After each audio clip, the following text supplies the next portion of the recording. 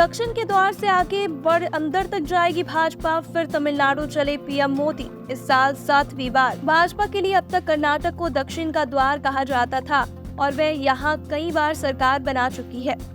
यही नहीं, लोकसभा चुनाव में भी भाजपा को यहाँ से बड़ी सफलता मिलती रही है। 2019 के आम चुनाव में तो कर्नाटक में भाजपा को कुल 28 में से 25 सीटें मिली थी। इसके अलावा 2014 में भी यहाँ से 17 सीटें जीत गई थी। हालांकि उसके पड़ोसी और सुदूर दक्षिणी राज्य तमिलनाडु में भाजपा अब तक बड़ी सफलता हासिल नहीं कर पाई है। फिर भी इस बार भाजपा तस्वीर पूरी तरह से बदलना चाहती है। यही वजह है कि एक तरफ पीएम नरेंद्र मोदी लगातार दौरे कर रही है, तो वहीं प्रदेश अध्यक्ष के अन्नामलाई के नेतृत्व में राज्य यूनिट आक्रामक रुख अपनाए हुए है। अब पीएम नरेंद्र मोदी मंगलवार से फिर तमिलनाडु के दौरे पर जा रहे हैं। वे 4 दिन राज्य में रहेंगे और इस साल यह उनका 7वां तमिलनाडु दौरा होगा। इस तरह महज 100 दिनों के ही अंतराल में पीएम मोदी का 7 बार तमिलनाडु जाना कोई संयोग नहीं है, बल्कि सोचा समझा चुनावी प्रयोग है। भाजपा के राजनीतिकारों का कहना है कि पार्टी को राज्य में कुल 6 सीटों पर जीत की उम्मीद है। ऐसा कुछ हुआ तो बड़ी बात होगी, क्योंकि तमिलनाडु में भाजपा की खाता खोलना भी मुश्किल रहा है।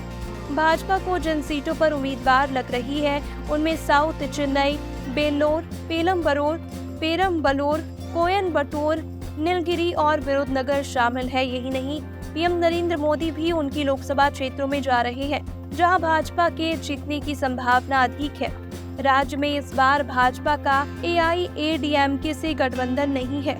कभी जयललिता की अगुवाई में अच्छा प्रदर्शन करने वाली AIADMK के पास अब कोई करिश्माई नेता नहीं है। गुटबाजी भी चरम पर है। ऐसे में भाजपा को उम्मीद है कि कांग्रेस और DMK के विरोध वाला जो वोट AIADMK को जाता था वह अब उसी को मिलेगा। यही वजह है कि इस बार पीएम नरेंद्र मोदी समेत पूरी भाजपा तमिलनाडु को लेकर एक्टिव है। 39 सीटों वाले तमिलनाडु में भाजपा इस बार 23 सीटों पर लड़ रही है। वहीं सहयोगी दल PMK को 10 सीटें मिली है और पूर्व मंत्री GK वासन की पार्टी तमिल मनीला कांग्रेस को 3 सीटें मिली है। ये भाजपा के लिए तमिलनाडु में परीक्षा भी है।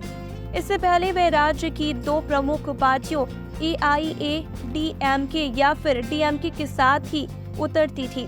इस बार वे अकेले उतरी है और सफलता मिली तो पूरी क्रेडिट भी मिलेगी। बता दें कि पीएम मोदी जनवरी में 2 बार, फरवरी में 2 बार और फिर मार्च में भी 2 बार तमिलनाडु गए थे।